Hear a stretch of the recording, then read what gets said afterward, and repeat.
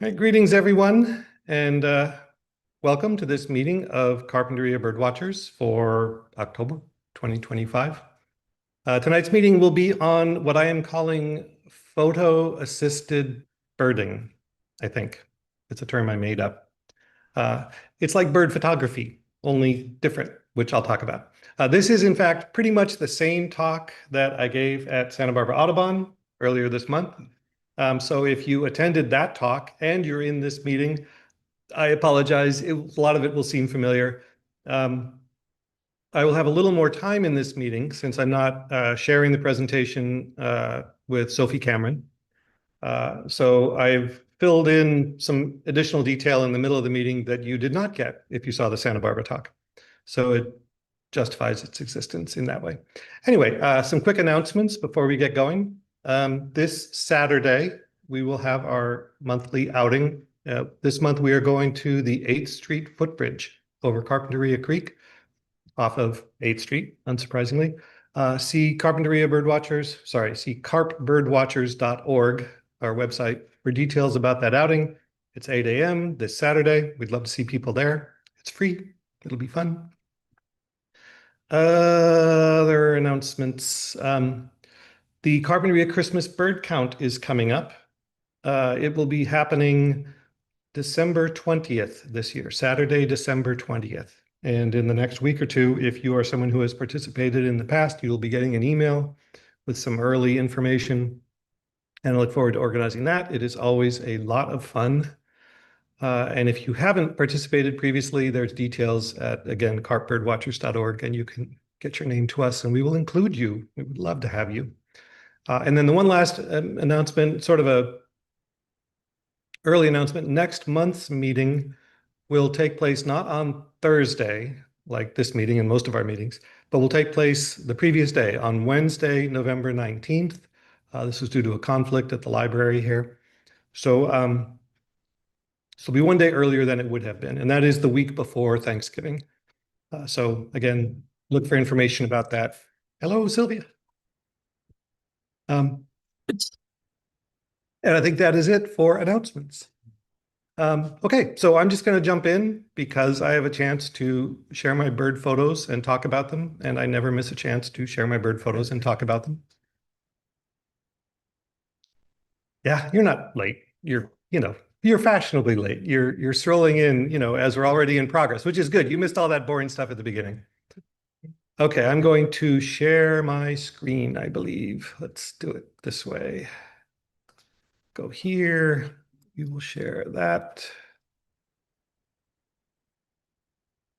And if I have done this correctly, you at home should be seeing a photo of a bird. I'm getting nods from our esteemed moderators. If you have any questions you want to ask or input you want to make, those of you on Zoom, you are welcome to do that via chat. We are a little bit locked down, so you can't necessarily just pop up on screen and be heard. But talk to Tom Beland in chat, and he will relay your information, or just put it in chat, and Tom will alert me because I probably will miss it. Okay, so on we go. And I'm going to talk about photography and birds. So as has become my habit recently, I'm not going to put species identifications on the bird photos I'm sharing this meeting. I'll leave that as a fun game for the home audience or the audience in the room. But this is a photo of a bird I took out at Tar Pits Park in July of 2024. I was not intending for this to be kind of a stumper, but when I solicited input at the big Audubon, Santa Barbara Audubon gathering, a lot of people got this wrong. It turns out this was a bit of a stumper. So it is a shorebird. It does have a beak like a willet, but I'm going to give you an extra hint that this is not a willet. So does anybody in the room or anyone on Zoom who's willing to put the answer in chat want to chime in what they think this bird is? Plover. It was there, I can't remember. It is not a plover. I will end the suspense. This is a wandering tattler. So it's a bird we don't get a lot of in carp, which is why I was excited to see it and happy to get this photo of it. So as I said, I'm going to talk about want to make this go away. Can I do this? Yeah, let's do that. I'm going to talk about bird photography in this talk, but I do not describe myself or think of myself as a bird photographer for reasons that I'll go into details about. But this guy, Frederick Kent Truslow, who sadly passed away in 1978, but this is a page from his obituary. He was a bird photographer, and his life story is kind of interesting. He worked as a plant manager into his mid-50s and then retired from that and spent the rest of his life photographing wildlife and mainly birds. That was what he did. And I knew about him because when I was 12, I went to live with my grandparents in Florida for 6 months. And the two things I loved doing most during that 6 months was bird watching because the birds were amazing there. This is really where I kind of got the bug in a big way. It was during that visit. Um, and reading their back issues of National Geographic magazine because they had like 10 feet of back issues of National Geographic magazine on their bookshelf, including this issue, which is the one I read multiple times. I really loved this article about Frederick Kent Truslow. He's the person talked about in this article. And it had lots of examples of his bird photos. It had lots of cool stories about how he did his bird photography. It had a detailed account of how he took this photo, the photo they put on the cover, which many of you I'm sure will recognize. It's a black skimmer, right? A very cool bird that has this behavior of kind of flying just above the water and sort of unzipping the water with its beak to catch fish and clamp its beak shut on the fish. And it turns out that for Frederick Kent Truslow to take this photo was really challenging. And again, the article went into detail about it. And to appreciate the level of the challenge, I think you have to kind of put yourself back into, late 1960s, whenever it was when he took this photo. He did this in an era where there was no digital photography. This was all film. There was no in-camera light metering. There was no auto-adjusting ISO. Like the sensitivity of the film was whatever film you had loaded into the camera.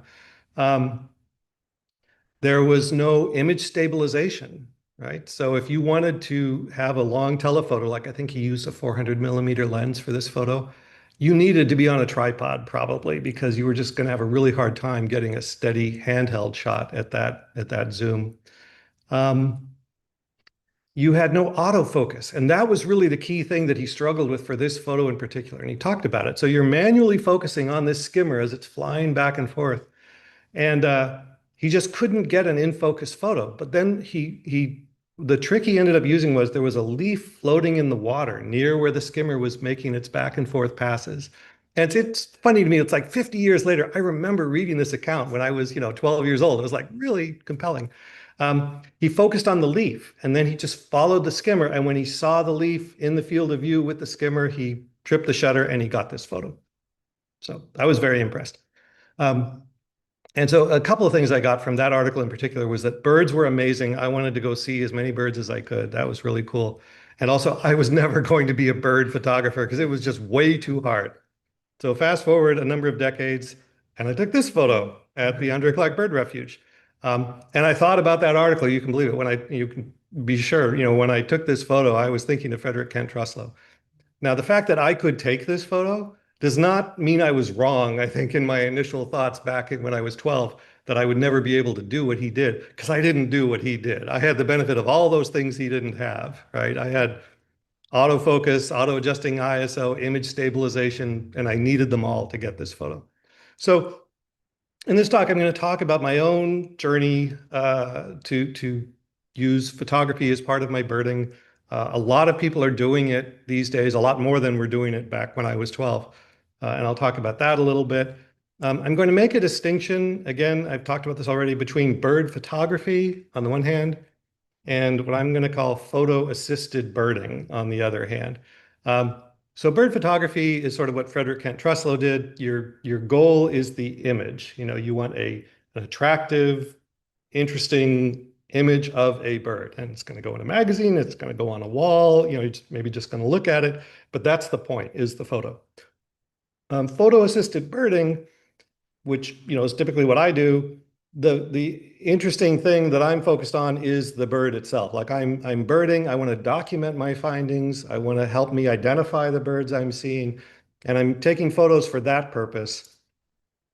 There is this area of overlap, and over time I have found myself moving more into this area where I'm also thinking about I want to take a pretty picture, and I'm going to share some of those at the end of this talk. But again, not primarily what I'm doing when I'm out there birding with my camera. I'm more over in this area, taking a lot of photos that are never going to be in a magazine because they're horrible from a photography standpoint, but very interesting and useful to me from a birding standpoint. Okay, so as I said, part one is sort of my own process of uh, coming to use photography in my birding. So this is the My eBird page that shows my county eBird list numbers going back to the mid 20 teens. And if you look carefully at this, you see that something definitely changed in my own birding in Santa Barbara County in 2018. And what happened was all of a sudden I started caring about how many species I had seen in the county in that year. Um, and in fact, the biggest single inflection point in that process was this checklist. Um, Early January 2018, I started to get more into the birding thing. I mean, I've been birding for decades, but really getting more into it. Like, I'm going to go try and see these rarities people are reporting. And so I went out to the campus lagoon up at UCSB and ran into Dave Compton and Larry Ballard, and they were looking for a lark bunting that had been seen there, a bird I'd never seen before. And in the course of that day, we did, in fact, they found the lark bunting and pointed it out to me, which was very exciting. And then we found something even more exciting to me is that we ran into another group of birders there to see the same bird, but it included John Dunn, who to me was like a celebrity. I mean, I'm into birds, but I'm also into birders. I'm kind of a fan of the culture of birding. John Donne was, until the latest edition, he was the principal author of the National Geographic Field Guide to the Birds, one of the major field guides. He's a very well-known expert birder. And it was just so cool. It's like, if you were, I don't know, like if you were just an amateur guitar player and playing your music or busking out of the street and the Edge and Bono showed up and wanted to jam with you. It was like that kind of experience. This very famous birder was there and he was very encouraging and it was really exciting. And again, I really got the bug from that experience. And I think, pushed me in the direction of like wanting to bird more and specifically wanting to get my county year list number higher. And this had follow-on effects. So it was a fun kind of competition thing, to see my name move up in the rankings, and that was motivating. But in particular, what it did is it meant that all these large swaths of birds that I had largely ignored, so like sparrows, immature gulls, little brown jobs, right? Like female ducks, right? They were just too hard. Like they weren't interesting to me, so I didn't pay attention to them. So I didn't really know how to identify them. Um, like I knew the birds I knew really well, and I enjoyed going out and birding and seeing them. But with these other birds, I was really a beginner, and I didn't really know how to ID them. But suddenly they were interesting. They were inherently interesting because they were a tick on my list. They allowed me to move up in these rankings. So I really wanted to see them now. So I went out and tried to see them, but that was problematic because again, I didn't really know what I was doing. And can I change? Yes, there we go. So photography came to my rescue. So the idea is that if you don't know the species, you're trying to see a rarity, it's a bird that really needs to be documented so that those in the community can be comfortable that, yeah, you really saw that bird. A photo is by far the best way to do that. Like you can give a description and describe what you thought you saw, but especially when you're less experienced with a species, but you're motivated because you want it for your list, it is easy to get it wrong. It is easy to take a more commonly occurring local species and upgrade it to the bird you want because you don't really know. So the photo can help you confirm that because an expert can then just, in effect, look over your shoulder and say, yep, that's what you saw. So photos are really helpful. So at the beginning, what I was doing was digiscoping or digibinning, where I'm basically taking my phone camera and I'm holding it up to my binoculars or the eyepiece of my spotting scope. I can snap a photo through the optics. And this works, after a fashion. This is a sage thrasher that was in the carp campground. I shot that through my phone, through my binoculars with my phone. It took an incredible amount of effort, though. It's very hard. You know, birds are not necessarily cooperative, and I'm juggling these different things, and it's complicated and difficult. This was a common goldeneye at the carp salt marsh and a mallard. Um, and I did this through my spotting scope. And again, it works, but it's difficult and it doesn't work great. So as I found myself coming to do this more and wanting to do this more, I got a dedicated birding camera. So this was the first camera I got. This is actually not the exact model I got. I got an earlier version of this, but it's the Lumix FZ80 from Panasonic.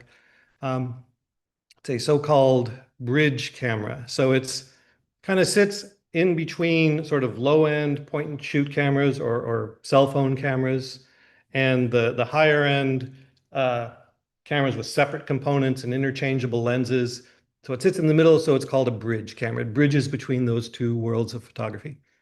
And this particular kind of bridge camera gets referred to as a super zoom because it tends to have a relatively high optical zoom. And you can actually, extend the lens and get, a decent photo of a distant bird. Certainly good enough for identification purposes.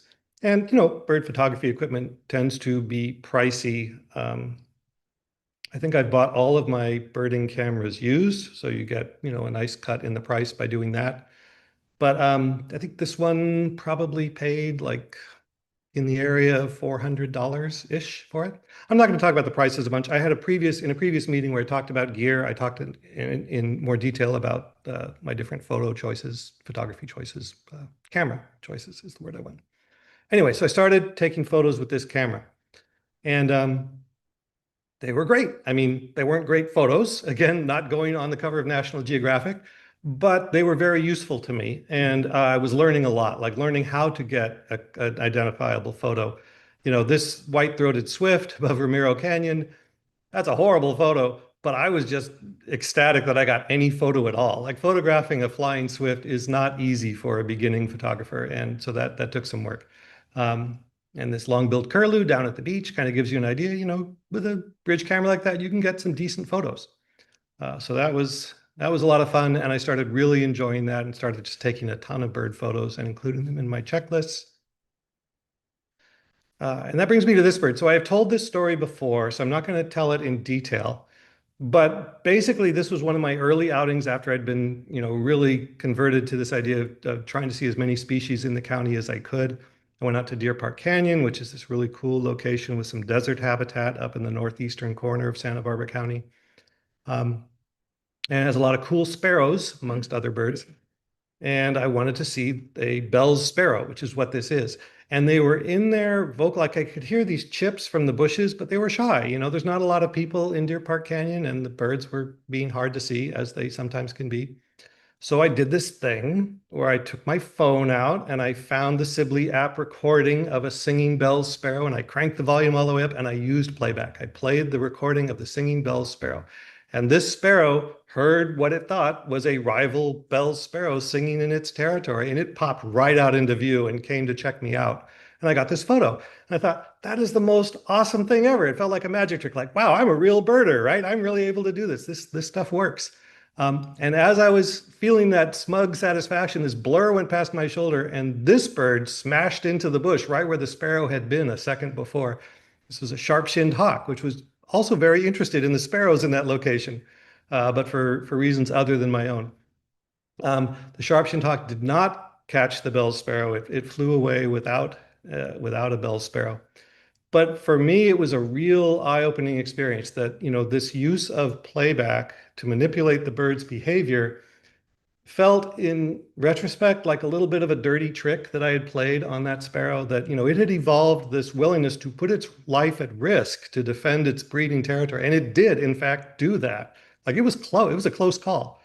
And again, I won't go into a lot of detail, but over time, starting with that experience, I have come to the position that for my own birding, I no longer use playback. My concern is that, as an ethical practice, I feel like it's just not appropriate. And I want to be careful in saying this because I don't want people to think I'm saying that if you use playback, and in fact, I've extended, I don't use pishing. I don't use sound attractants of any kind in my birding these days. but a lot of birders do. And a lot of birders whom I respect do. And I don't want them to think like I'm being critical of their practice. For me, one of the greatest things about birding, one of the things I like most about birding, is that it gives me the freedom to bird the way I want to. You know, that every birder is different. Every birder has their own goals and their own approach. And I think that's a good thing. So um, this is just me speaking for me, that in the context that we're living through the sixth great extinction of life on Earth brought about by human activity, these birds are under a lot of pressure. They're declining due to human activity. I am disturbing them just by being in their habitat to appreciate them and document their presence. So I want to do that with as little impact as I can get away with, and that to the extent that I am not going to manipulate them with sound. So I was surprised when I laid this out in the Santa Barbara Audubon meeting earlier this month. I actually got applause at this line. It was like people that there is, I think, an emerging cultural subcultural practice. I think a lot of birders are coming to this position. And for myself, again, not telling anyone that they're doing it wrong, but I would like to see that change happen. I feel like this is kind of another step in, not that long ago, the way you studied birds, in the field and identified them was you took a shotgun and you identified them by collecting them. Well, largely as a result of photography, amongst other things, you don't really need to do that anymore.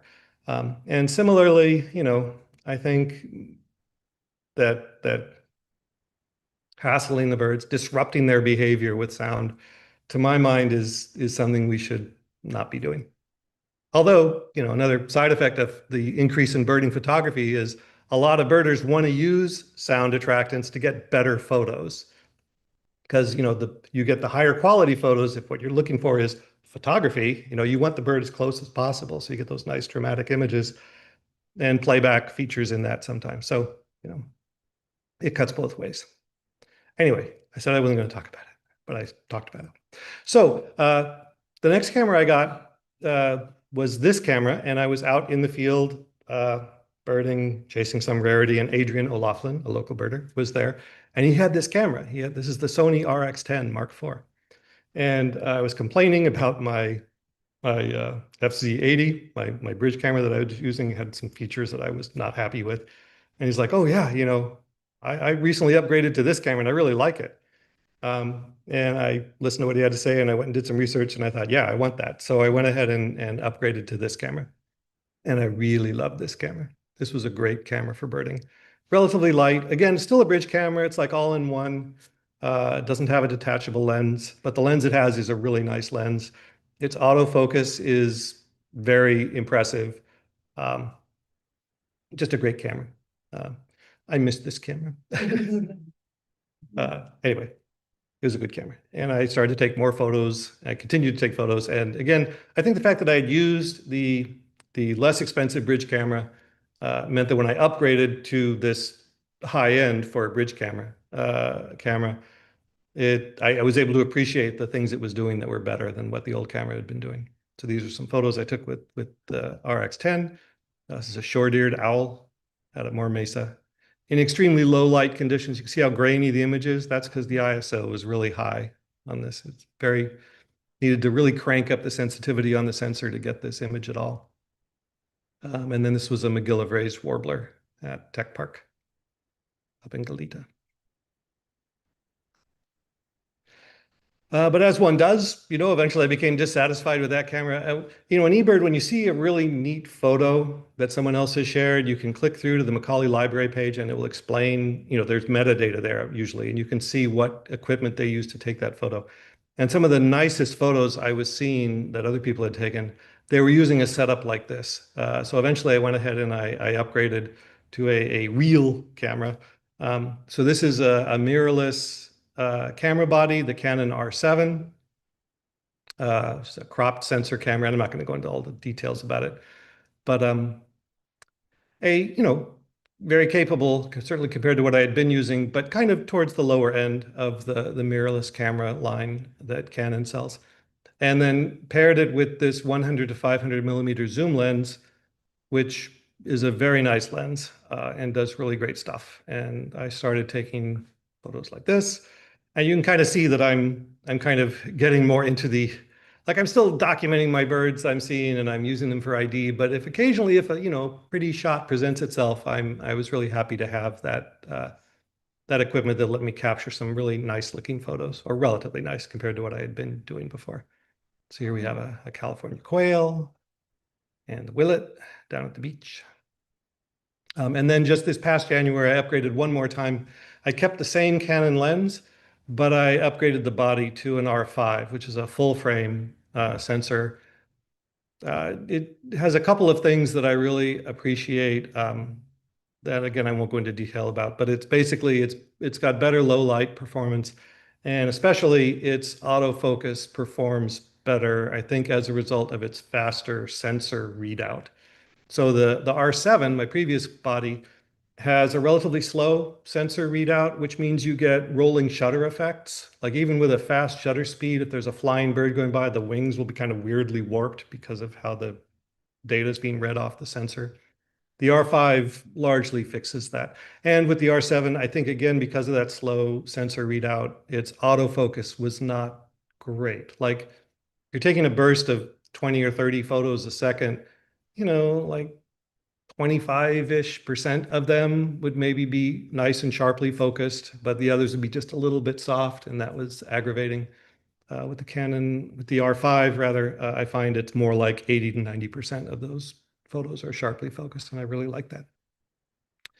And these are some photos I've taken since I got the R5. So we've got the famous painted bunting from the Carpinteria Sanitary District offices, which I have not seen reported this year, but hopefully it'll be back. It's been there at least 2 years in a row, 2 winters in a row it has spent there. So maybe this year, fingers crossed. And this again is out at Deer Park Canyon. The mountain bluebirds out there are very pretty, and that is what that is. Okay, that's a lot of just me talking. So I want to talk a little bit about how I take and process the photos that I take, because when I'm out there, I'm trying to learn how to do this photography thing, and it's complicated and there's a lot to it. And I am still pretty much a beginner at it. And one thing you can't really tell, like you can tell what someone used in terms of their equipment, but you can't always tell what they're actually doing when they're taking photos. So I want to talk a little bit about what I am actually doing when I'm taking photos. So when I am out using my current setup to take photos, my left hand is supporting the lens, which is what I'm showing here. And there are basically 3 controls on that lens that I'm going to maybe be using. And one is the zoom. It is that outer ring that is farther away from my body. And that basically, I'm almost always at maximum zoom. When I'm taking bird photos, they're usually very distant little specks. So I want to be all the way out at 500 millimeters. So when I see a bird I want to take a photo of, it's just unconscious at this point. As I'm raising the camera, I'm twisting it out to maximum zoom. And then the manual focus ring, I do use a fair amount. The camera has good autofocus, and I rely on that, most of the time. But there are still cases where I want to just tweak the focus a little bit, and that's where that manual focus ring comes into play. And then finally, that control ring right near the base of the lens at the camera body, that is the aperture control, the way I have it currently set up. And I'm almost always taking photos wide open. Like this lens goes from f4.5 at 100 millimeters is its widest aperture, and f7.1 at its fully extended 500 millimeter length. And I'm just always using it wide open. It's a very good lens, and it does well wide open. I mean, it's not as fast as some other sorts of lenses, but it's also not as expensive as a $10,000 or $20,000 prime lens that goes down to f4. I tell myself that I'm relatively restrained in my photo technology that I use for birding, because there are others out there who are less restrained than I am and have really high-end equipment. And then the other thing is what my right hand is doing. So my right hand is holding the camera, and I've remapped a lot of these controls for how I use it. And you can find information online where different people talk about how they've set up their cameras. But basically, my right forefinger is doing the shutter release, this button at the front when I want to actually take a photo. And it's adjusting the shutter speed, which I've got mapped to this wheel here towards the front of the camera. And I am basically shooting in manual mode.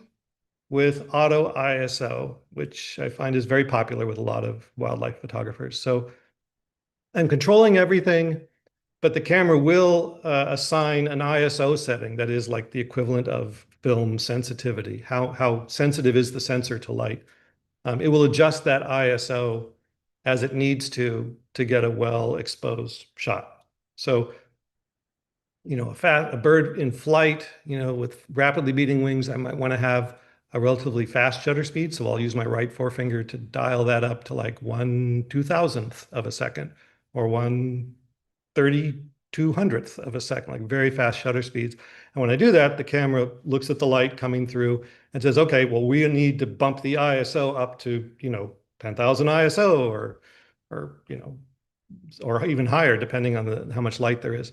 And the thing you run into, of course, is that as the ISO gets too high, you get a lot of like noise in the image, like sort of the equivalent of a grainy image back in the days of film. Uh, anyway, I won't go into too much detail about that, but that's what I'm adjusting with the shutter speed. I'm always kind of playing with the shutter speed. If the light is low, I'll take the shutter speed down so my ISO won't get too high. And for birds just walking around on a well-lit day, I may be walking around at 1/400th of a second. Like a perched bird, I can usually get a decent photo at that shutter speed. But if I'm switching to birds in flight, I'll just crank that up a little bit.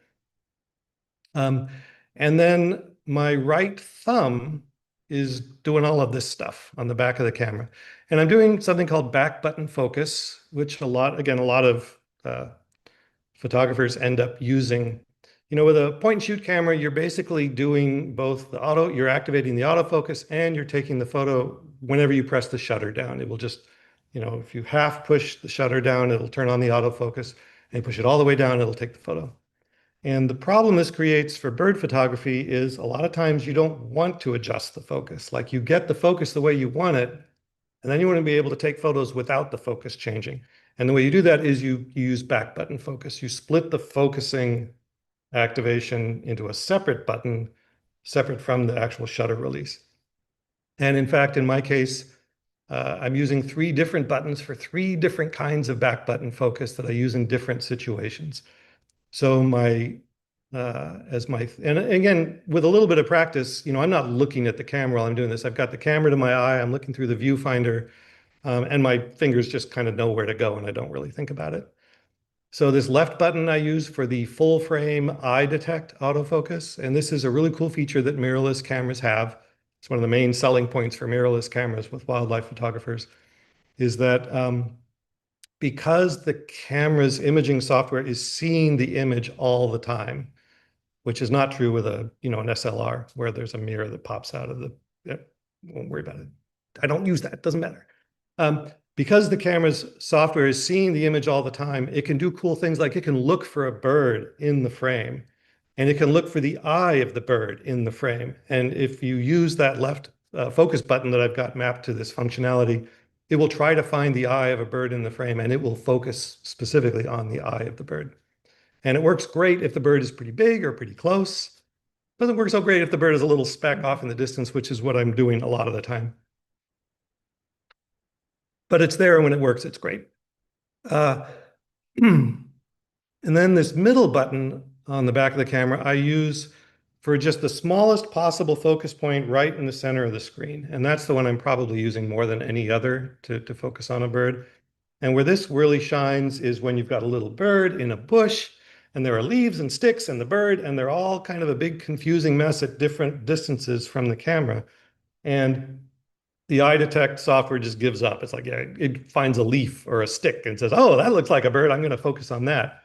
But in fact, I can just put that little center point right on the bird and hit that middle focus button, and it will focus right on the bird. And then I can take my thumb off that and start shooting photos, and it won't constantly be adjusting like it would if I were not using back button focus. And then this right-hand button is kind of a special case that I found works better for birds in flight. It's not the full frame, which gives the camera too much to look at. Like the situation I deal with a lot while I'm taking bird photos is I'm down at the beach, and let's say a pelican is flying by. I want a photo of that pelican as it flies by. If I use the full frame eye detect autofocus, the camera's going to find the pelican, or it's going to find a wave, or it's going to find, something other than what I wanted to focus on. But if I use that center point autofocus, I'm not good enough to keep that little tiny point on the pelican as it's flying, like it's moving around in the frame as I'm trying to follow it. So that won't work either. So this medium area autofocus is kind of a compromise between those other two cases. And I tried to illustrate that. You have to pretend there's a bird here. This is me taking a photo out the office window at my home, at my front yard. But this is the full frame eye detect autofocus. And what it's doing is it thinks it sees a bird over here, like this grass on the left side of the frame is what it's focusing on.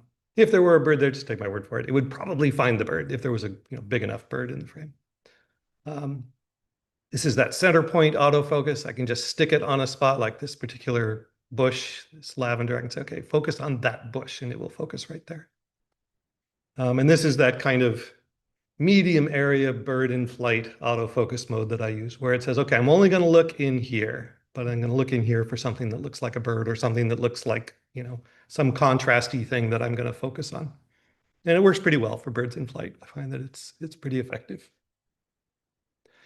Oh, and then these last two things that I'm doing with my right thumb. This button will magnify the view through the viewfinder.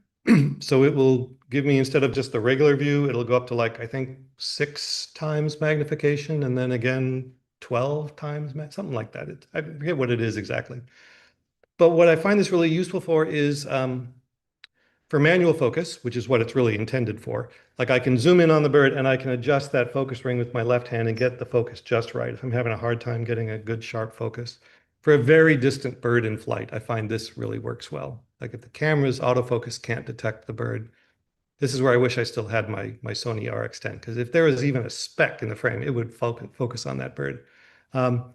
With the R5 and with the R7, it's not quite as good. I can see a distant hawk and I want to get a photo of it. I really need to zoom in with that zoom button and then manually focus to get it in focus.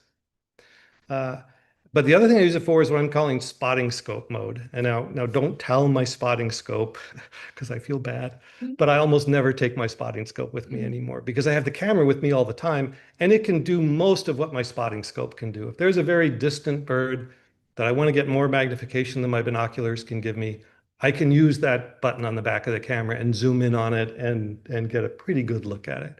And the thing it can do that my spotting scope can't do is I can crank up the exposure compensation, which is what this wheel down here, this last control that I manipulate, is doing, where I can actually make it more sensitive. So if the bird is backlit or it's dark, I can like crank up that and I can see more detail on the bird. I can lighten the whole image so I can see the bird better. Okay.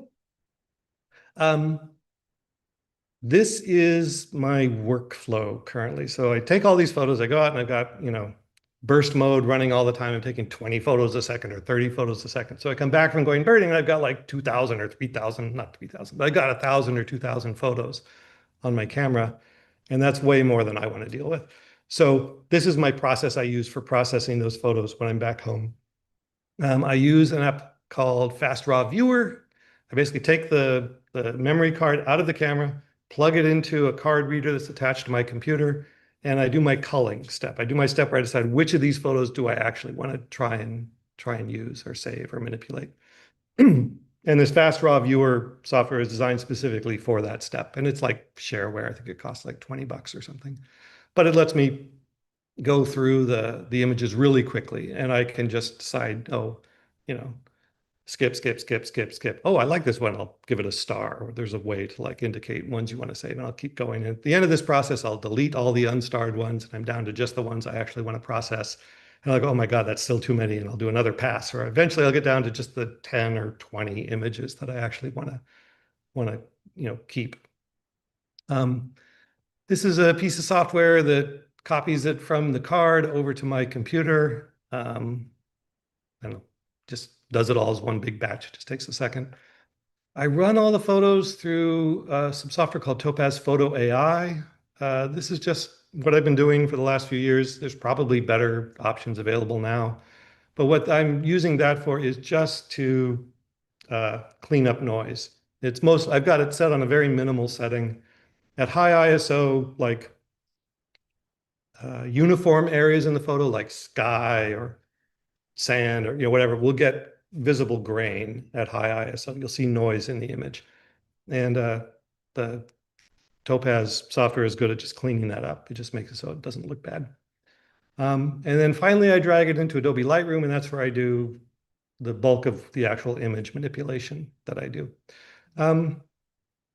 I had thought that at this point, I would actually do a live demo of me taking a photo and showing you what I do in Lightroom. It's pretty fast because I don't do that much. This is the thing you get that the Audubon Society in Santa Barbara did not get because I didn't have time up there. So I'm going to go ahead and do that now if that's cool with folks. Okay, this will take a second. I'm going to stop sharing because I want to go to a different mode for this. And I will share again, but this time I will share the whole screen. Okay, this should be working. I will start up Lightroom. Those of you watching on Zoom, definitely chime in the chat if this is not working, because I didn't really test this out very well. But if you're not seeing what I'm doing, complain in the chat and Tom will let me know. Okay, so here I am in Lightroom. I'm going to add photos, or I thought I was. Maybe this is not going to work while I'm sharing my screen. Try this again. Yeah, no, this is going to be problematic. Okay, what I'm going to do, I'm going to stop sharing my screen for a second. And now I'm going to go back to Lightroom. You can't see me doing it, but that's okay. Just take my word for it. Still not happy. Okay, so it wasn't because I was sharing. Why is it not happy? Try doing this another way. Let me try just dragging this image onto Lightroom. See if that works. Sweet. Okay, let's go back to Zoom. I really appreciate all of you bearing with me through all this because this is, I'm sure, annoying from your end. Thank you, Sylvia. I crave that validation. Hide that stuff. Okay, so here I am. I'm in Lightroom. I'm going to add this photo. Okay, so just got back from a trip back east. It was not primarily a birding trip, which is, sad, but it was fun. It was a great trip. It was a lot of fun. My wife is in the chat, and I know she knows how much fun I had, so I can't lie. But there was only a certain amount of birding that we had time for. But one bit of birding I did do was we went out to Provincetown in Massachusetts, down all the way at the end of Cape Cod. That's just a wonderful place. I really like visiting there. On a previous visit to Provincetown a year ago, maybe 2 years ago, I saw my lifer great black-backed gull. I'd been looking for a great black-backed gull on my trip out to the East Coast on that trip, and finally saw one at Provincetown. I wasn't even thinking about that, but we pulled into the parking lot at Provincetown before we went about our day, and there was a great black-backed gull pretty close to where I saw it the first time. I felt like, oh, that's probably the same bird just hanging out. It's like my great black-backed gull. So I took this photo, and I'm going to show you what I do in terms of my image processing. So if you go online, there are lots of professional wildlife photographers who have detailed tutorials where they will take you through all the things they do in Lightroom to process their images. And it's quite impressive. I don't do almost any of that. I do very little. But the first thing I do, I got to make this guy go away so I can see what I'm doing. All right. I will crop the image because usually, again, I've got a little bird and I want to have a big bird in the finished image. So I don't know. I could spend more time on this, but it's me cropping the image. Is that maybe I want to adjust it sideways a little bit. Yeah. You've got these rule of thirds things. Again, I'm not much of a photographer. Do we like that? Yeah, maybe a little to the left. This is about as much time as I use for any bird photo, right? Like that's all I do. Now I'm going to adjust the light. The exposure is pretty good, but one thing I do a lot of is I'll just show you what I do. Let's start off with this masking tool. I'm going to try and detect the subject. Pretty good. That'll work. So that area that turned red is the area that the masking tool has selected for me. And I'm going to turn down the highlights. Like I'm going to take the brightest parts of that masked area and I'm going to reduce the exposure there, just for the brightest pixels. And what I find this does is it helps me see detail in those brighter areas. The detail tends to get washed out in the photo. And then I'm also going to take and I'm going to pull up the shadows. So I'm going to do the opposite with the darkest areas. And I also almost always do a little bit of a vignette effect. And to show you what that is, like if I really do it a lot, you get that, which looks wild. But I just do a little bit of it. And so this gets into this whole sort of philosophical area.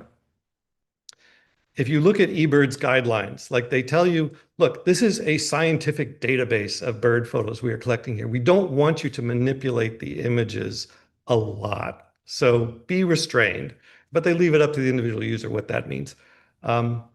Things I do not do is I will not remove sticks like a lot, like in, not so much in Lightroom, but in Photoshop. It's very easy to remove elements from the photo and the software will fill in, you know, what was previously obscured. And people will use that to remove sticks, you know, from a bird where there's a stick that looks like it's coming out of its head because it comes out from behind the head. I don't do that. And eBird asks that you not do that. Anyway, so this is, and I do a little bit of that vignetting because I find it does kind of help concentrate the attention of the viewer on the center of the photo. I used to do more of it, and I would think I was being subtle, and then when I look back at those photos later on, I go, wow, you did a lot of vignetting there. So now I do very little of it. I'm not even sure it's not even consciously visible. It's more like a subtle kind of thing. But my rationalization that I use for myself is that, well, the human eye, brain, nervous system combination is actually much better at sort of image processing in real time than a camera is. And things like pulling down the highlights and pulling up the shadows and doing a little bit of vignetting to kind of focus the attention of the viewer on the interesting part of the image. Those are all things that my brain is doing subconsciously when I'm looking at a bird. So this is kind of like, you know, recreating the experience I had in the field when I looked at the bird. It makes the photo more like what I thought I was seeing when I looked at the bird. That's my rationalization. But also I just want it to be pretty. So, you know, I'm doing a certain amount, but I'm always hearing the little, you know, eBird guidelines in the back of my mind, like, hey, you shouldn't be doing that. So I don't do very much. But so if you're looking at it like, so here's the image without all those changes I just made. And here's the image with those changes I made. And it's not a very big difference. And then I save the image. I say, okay, go ahead and save this image. Where is that? Somewhere in here. Delete one photo. Why am I not finding the save the image photo? To save the image link. Export, that's what, because it's not save, it's export. I'm going to export it. I export it as a JPEG. This is not going to work. Take my word for it that I exported. I don't know why this is not working in this mode, but it's not happy. Anyway, that's what I do. And then I upload it to eBird. All right, I'm going to stop sharing and go back to my presentation. But I can go through, you know, if I take 2,000 photos out in the field and several hours of birding, I can get that down to 20 or 30 that I want to edit, and I can edit them all maybe in 45 minutes-ish.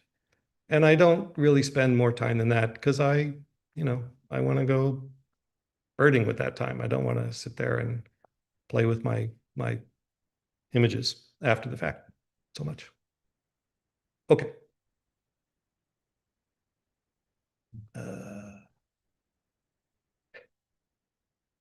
On we go. Part 3, pretty bird photos. So you now get the payoff for putting up with all my long-winded discussion of my equipment and my process. We're just going to look at bird photos. These are just, you know, photos that I like, that I've seen in the field. This is kind of me being more in that middle part of the Venn diagram, where I'm still doing this to document the birds and put them in, share them in my eBird checklist. but I'm also trying to take more attractive photos. And again, I'm not very good at this. So these are not, the best. You can find better photos out there. You can find better photos that people are sharing in eBird out there. But these are some of my favorites. Um, this is one of those birds that I would never have even tried to identify back in my pre-obsessive listing days. But this is actually an immature short-billed gull, the bird formerly known as the mew gull. And I'm doing this thing where, again, if you watch professional bird photographers talk about how to take a good photo, they advise you to always try and get to at eye level with the bird. So this bird was out in a flooded parking lot down at the state beach. And if you want to get a photo that looks compelling, you have to get down at eye level with the bird. So there's a lot of like sitting and stooping, and I will flip up the little LCD screen on the back of the camera so I can hold the camera down near the ground and see the bird as I'm shooting the photo. And then the other thing is that real photographers, I have discovered, think a lot about the background. Like they want to have an interesting, cool looking background. So in this case, there's like a green lawn and it's kind of interesting, but that was completely on accident. I almost never even noticed the background. I'm just looking at the bird. And this is one of the reasons why I'm not a very good bird photographer, because a good bird photographer thinks more about the background. And I'm trying to learn to do more of that, but it's an ongoing process. This is a really cute little northern parula at Tech Park. This bird was interested. I'm very happy that I was not using playback to get this shot. The bird just thought I was annoying even without playback, and it came out to see what I was doing, and I was able to get this photo. And again, it's kind of attractive in terms of the overall composition, but just a happy accident. I didn't know what I was doing. Kind of the same theme. So this is a bobolink out at the Floridale Ag Fields. I really wanted a bobolink for my year list, so I went out there to see if I could find a bobolink, and lo and behold, I found a bobolink. But the fact that it appears in this cool composition with these pretty, bluish purple flowers and the yellow bird, that was just good luck. I also like this photo because it reminds me of the UCLA Bruins. These are kind of all close to Bruins colors. Go Bruins. UCLA, class of '85. This is a broad-billed hummingbird that Eric Culbertson found along Santa Monica Creek. One of the really great things about knowing good birders who live close to you is they will find good birds and they will text you and say, "Hey, John, there's a broad-billed hummingbird down here." Like, oh my gosh. So I went down there and I was lucky enough to get this photo of this broad-billed hummingbird. I don't know why the background is that color. It's kind of interesting, but I have no idea what was behind it that made this look like this. That's a cool bird. Here again is a long-billed curlew bathing down at the lagoon at the mouth of Carpinteria Creek. And I included this one in part because I wanted to mention this is one photo where I kind of went farther than I usually do in terms of manipulating the image. What I did in this case was I did a subject mask, which selected the bird, like you saw me do with the gull a few minutes ago. Then I inverted that mask, so it selected everything not the bird. And then I cranked the contrast all the way up in the non-bird mask. And what this did is it made that water behind the bird, which looked just kind of dull and washed out, look more dramatic. It made the ripples look really obvious. And I liked the effect, so I did it, but I don't know. Don't tell the people at the Macaulay Library that I manipulated this scientific data in that way because it's maybe bad. I don't know. But I like the photo. I like that you can see the little drop of water coming off its beak. Very fun. Here's a swallow. Does anyone want to hazard a guess on what species of local swallow this is? I know Laurel is. Northern rough-winged, yeah.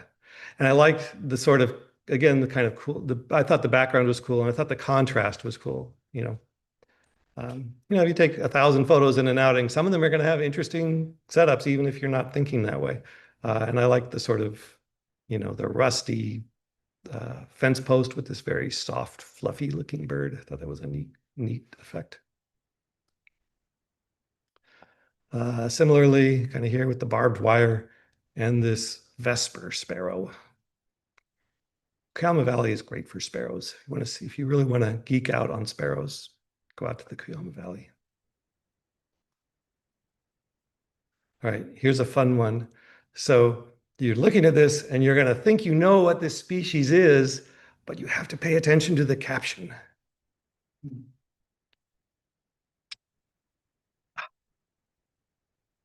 This was, in fact, an island scrub jay out at Santa Cruz. It's just, a bit of an action photo. It's playing with its food. I like photos of birds playing with their food. For example, this willet down at the beach here in Carpinteria, some kind of little shrimpy thing. When I previewed these slides with Linda, who again I know is in the meeting, so I have to be careful. She came to this slide, she goes, boring. Which, yeah, okay. But I thought it was cool because I like the shrimp. I mean, if you were that shrimp, you would think this was a horrible image, but I thought it was kind of fun. I thought this was fun. These elegant terns displaying down at the beach, with their crests up. I'm sure they think they look very dignified, but it's pretty funny looking.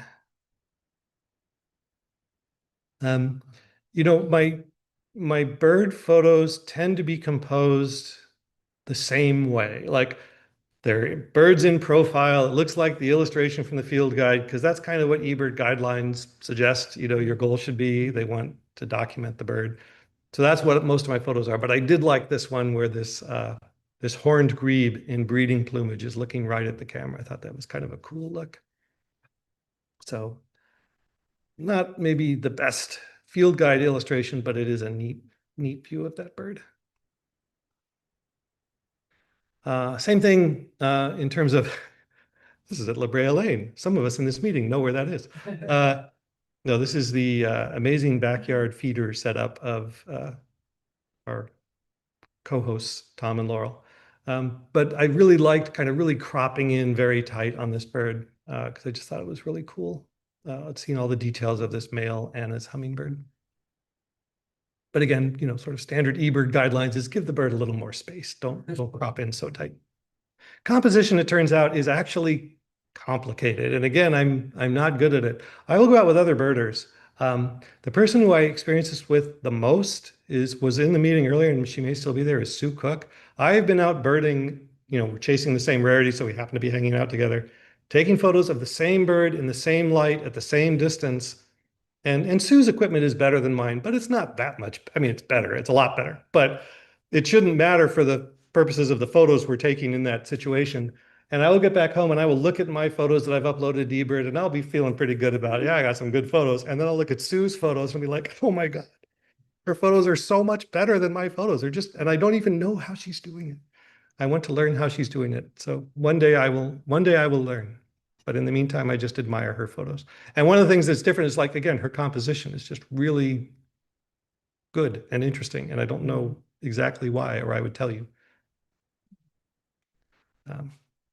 This is a male Allen's hummingbird. Again, kind of a weird composition according to the sort of simplistic composition rules I tend to follow, but I liked this photo a lot. For some reason, when I'm taking photos of turkey vultures, I feel like I never see their heads in as much detail as I want to. So I really liked the fact that this turkey vulture came flying by me. It was really close when I took this photo, which is why that's all. I mean, I didn't crop this photo hardly at all. That's as much of the bird as I could fit in the frame. But I like that I could see its face so well. A face only a mother turkey vulture could love. But I just think they're very cool birds. Similarly, another bird in flight photo that I really like. This is a golden eagle out at Armour Ranch Road. And in hindsight, I really like the fact that there's a little bit of this foreground tree kind of overlapping the bird. It kind of gives it a dimensionality that I really like. You can kind of get a sense maybe of how big that bird is. It's not like it's a big bird in the foreground. No, it's a big bird in the background and it still looks big. Yeah, I was talking before about taking photos of pelicans down at the beach. This is an immature brown pelican flying by at eye level. And again, it's just an accident, but I like that there's this spray, there's little bits of droplets of the wave that's breaking right under it, kind of giving a sense of the environment that it's in. So in eBird, you can give stars, like 1 to 5 stars to rate photos. And for whatever reason, like it doesn't, they have guidelines, but people don't really follow the guidelines. But if enough people see a photo and like it, you'll get higher ratings. This photo is my second highest rated photo in eBird currently. And it's a hermit thrush. It's down at Santa Monica Creek right near my house. It was just popped into view and I snapped the photo and made this cool photo. And this, in fact, is my highest rated photo in eBird. Um, and it wasn't like I really planned it or put a lot of effort into it. I was literally driving along Foothill Road out in Koyama and saw there was a raptor perched on a post by the side of the road. So I slowed down, trying not to do anything dramatic that would scare the bird. I rolled down the passenger side window and took my camera. I didn't even take my foot off the brake. I didn't even, I was still in drive. Yeah, I wasn't even parked. And I snapped this photo through the passenger window of this bird. As you know, it's relatively close and it's a very cool bird. It is in fact a ferruginous hawk. And yeah, I don't know that people liked the photo and a bunch of people saw it and gave it higher ratings. So that is it for my slides. Hooray. I realized that was just me kind of talking nonstop for a very long time. You were very patient, which I appreciate. If people have questions or feedback, or they want to have a little bit of a chat, we could do that now. We could also just, declare ourselves victors. Yeah. For someone who wants to delve into photography, and I've been doing one enough to where there's so many that I can't identify, and if I do have a photograph, they'll believe me. Yeah, exactly. I mean, that's why I'm doing it. Yeah. So what would you recommend? And also on the second part of the question, you talked about your scope. And when you use your scope, are you using it to take pictures or are you just using it to find the birds? You said you used to use it Yeah. less, but what was the beginning process of that? So the question is, what would I recommend for a beginning bird photographer, birder who wants to do photography? What would I recommend for equipment? And also, when I was using my spotting scope, what was the process? What was I using it for? How was I using it? I was using the spotting scope, like I've had a spotting scope that I've used in my birding going back decades. And typically I would bring it along when I felt the extra hassle was worth it. So if it was going to be like shorebirds at a distance or a sea watch, hawk watching, something where the birds were going to be very far away, I would feel like, okay, in that case, it's worth bringing the spotting scope. Because again, with my binoculars, I'm getting maybe 7 or 8 power. I can magnify a certain amount, but if the birds are far away, it's not enough to really see the details you want to see. And the spotting scope, you can zoom in to like, 20 or 30 or 40 or 60 power, and you can see those details at a greater distance. So when I started trying to take photos, like, yeah, that was very helpful. I could just hold my phone up to the spotting scope and get pretty decent photos through the spotting scope. If we were talking about a bird that was one that would stand still long enough for me to get the spotting scope on it and then get the phone up to the eyepiece and take the photo. But that was very limited because like little flitting birds were also birds I wanted to get photos of, and it wasn't really useful for that.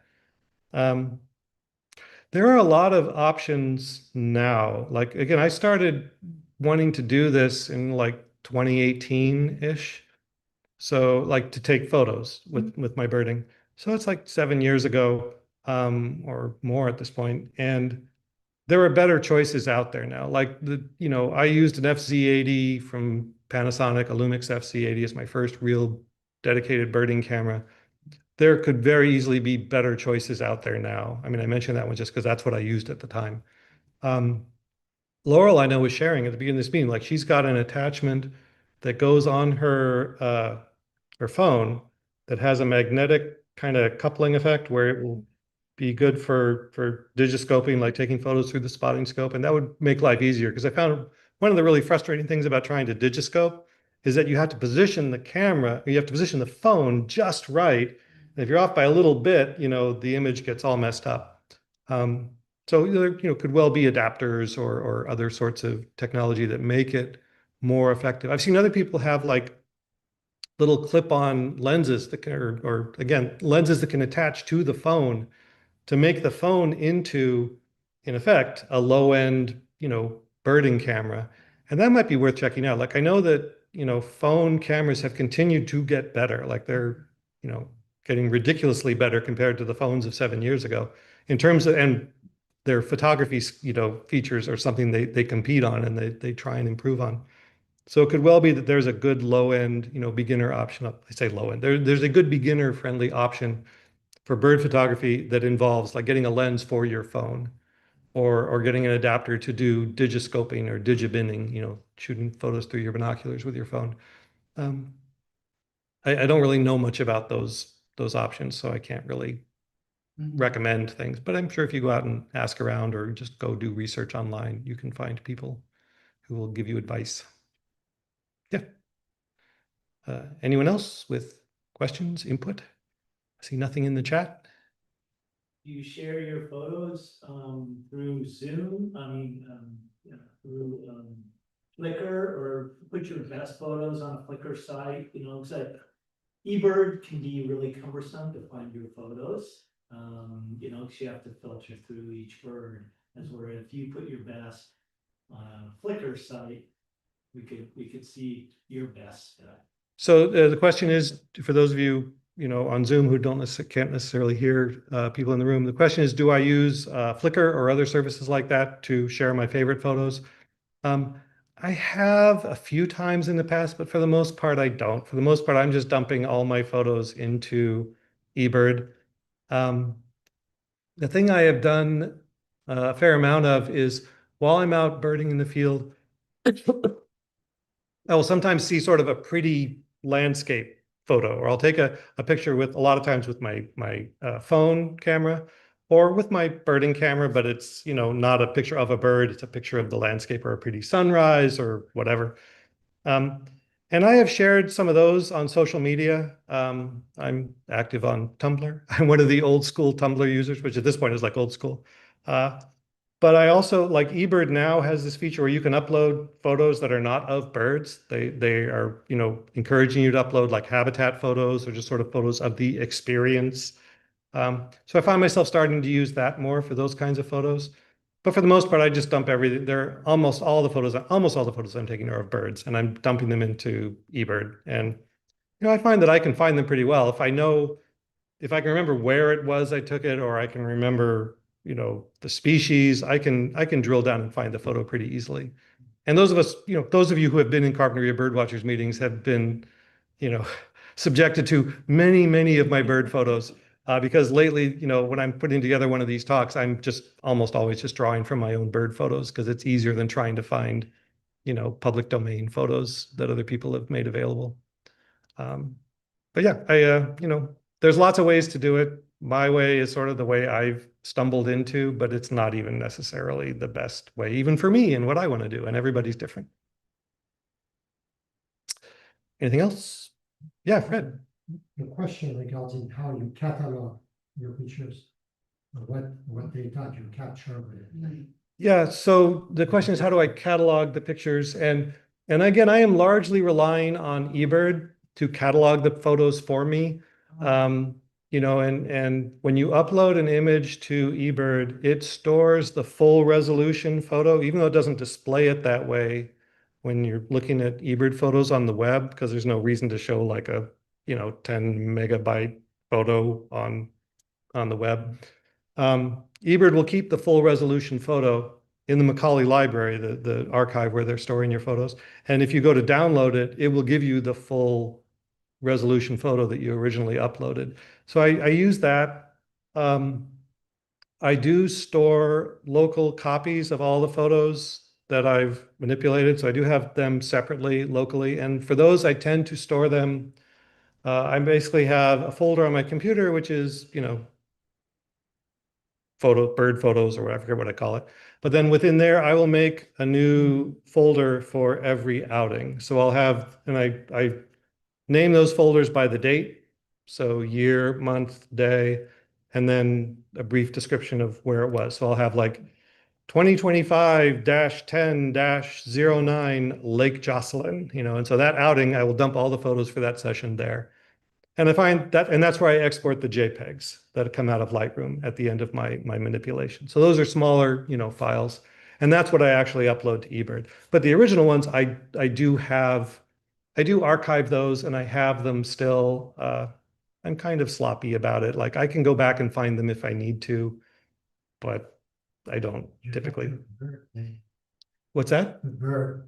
So in terms of the bird identity, the only thing that's doing that is eBird. Like when I upload it to eBird, I'm uploading it, associating it with a species. And then later, if I want to see photos just of that species, that's pretty easy to do in eBird's interface, but not on the computer, no.